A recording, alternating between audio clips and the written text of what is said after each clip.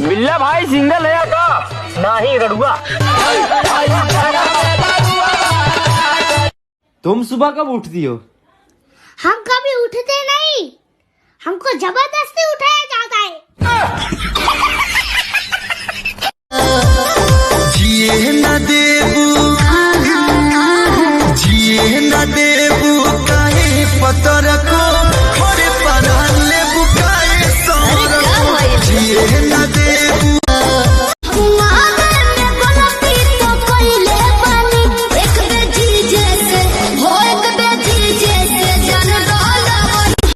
तो बेटा बताओ सबसे तेज कौन सा पंछी उड़ता है? सर हाथी। नालायक, तेरा बाप क्या करता है? सर वो तो छोटा राजन के गैंग में शार्प शूटर है।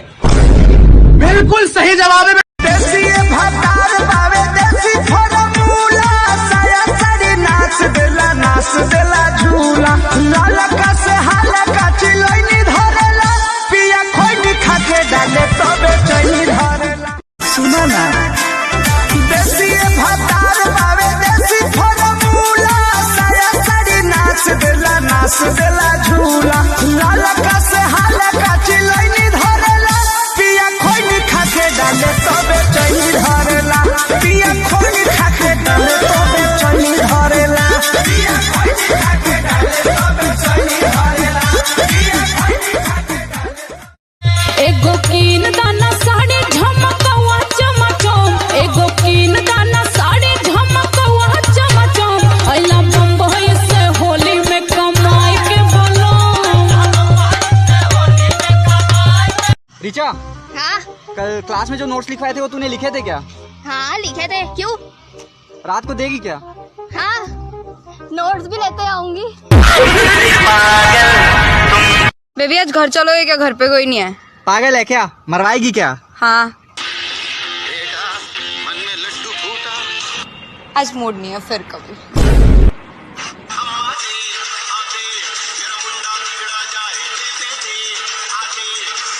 मुड़ के देख न्यू लागे, मुड़ के देख न्यू लागे बंदूक में गोली गाले कमर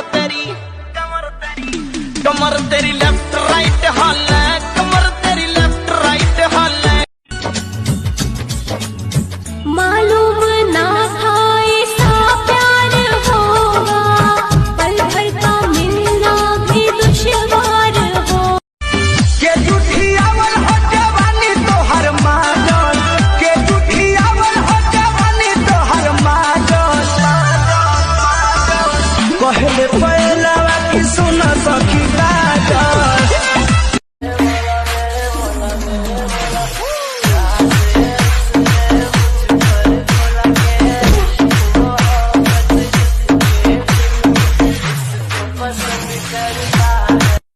तावे बड़ी नारी होई ना फरक के घरी एगो बात रउआ से कहतानी रजऊ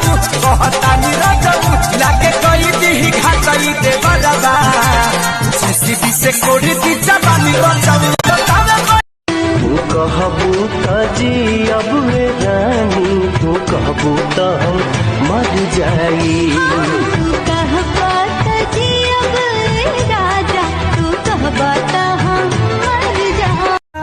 चोट घाव पलागी तो दुखाई काहे ना भगवान जी हो, जब दिल तू बनवला तो दवाई काहे ना जब।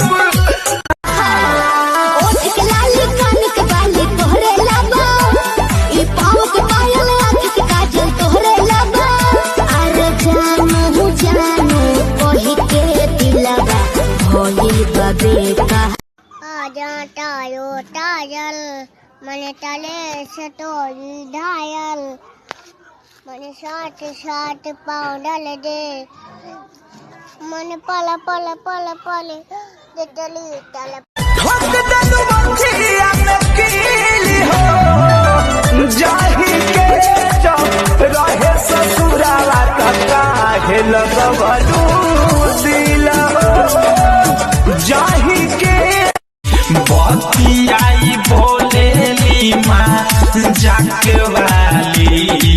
दिल वाले गाइल पियर की फरक वाली।